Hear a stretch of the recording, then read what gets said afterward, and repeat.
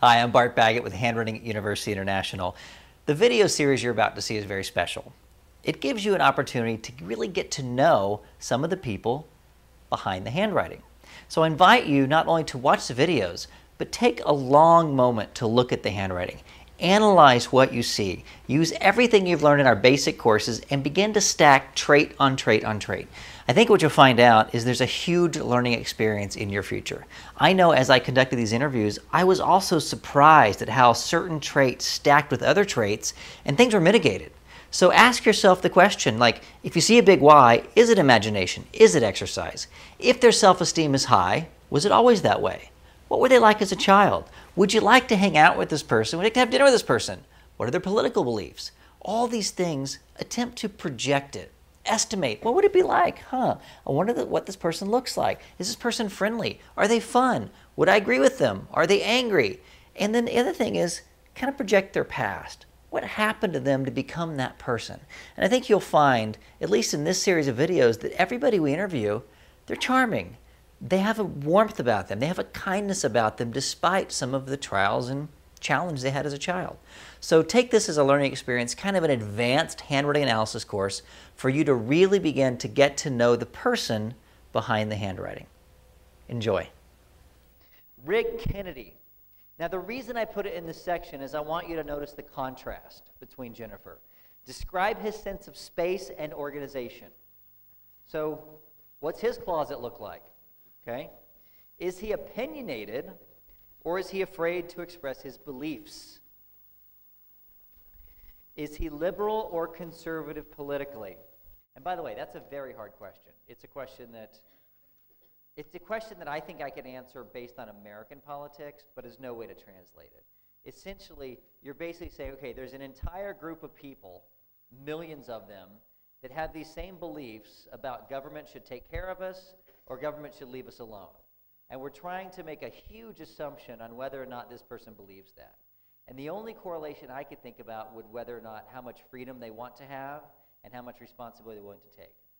Both of those may or may not be in the handwriting. Does he keep his home neat and clean?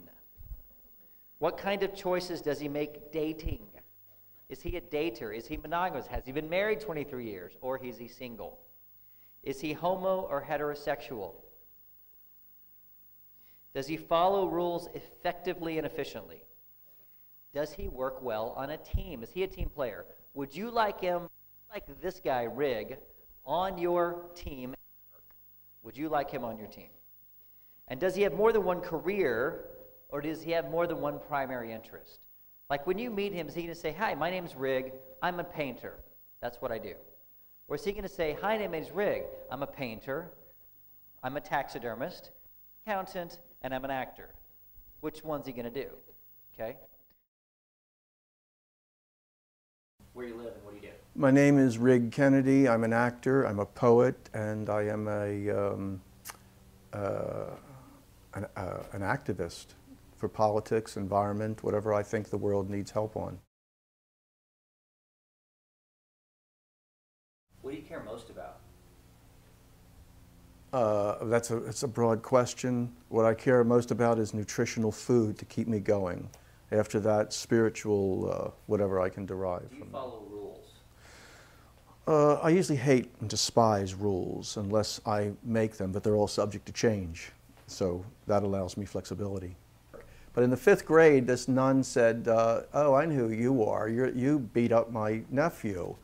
I said, what? She said, yes, and gave his name. I said, that's right. I didn't know him, but he hit me on the last day of school in the 4th grade and ran, and I chased him, and we were both about 9 or 10 years old, and I beat him up because I didn't know who he was and why he hit me.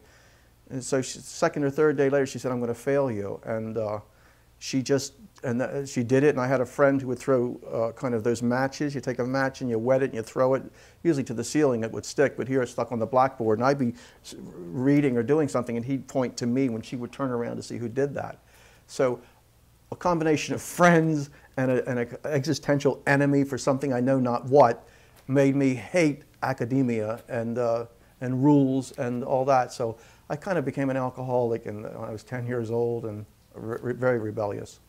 Sorry. What do I feel about strong, challenging women? Well, if they're attractive and have other, maybe their pheromones and mine meet in ecstasy, then they turn me on and I pursue it, later probably regretting it, which in several cases I have, because one of the ladies I was involved with very seriously would hit me with a telephone and things like that. She was a very gentle dentist, but that's when I fell in love with her. But then when I married her, I found out that she was violent, and I won't say too much because I don't know where this is going, but a bit out of control, she.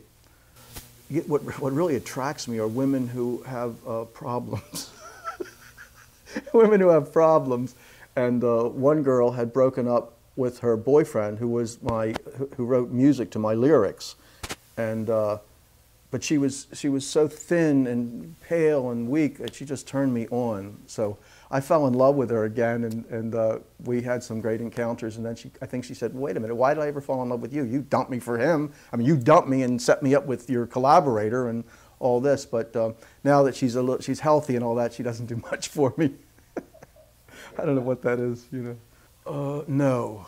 No. But they did give my son Ritalin when he was a child, probably because he had his mother's genius and irascibility and mine, whatever.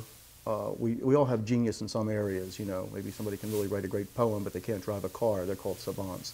Not that we are, but they gave him Ritalin at an early age, and lots of candy. And candy it destroys your teeth as a child and then turns into alcoholism because they're both sugar.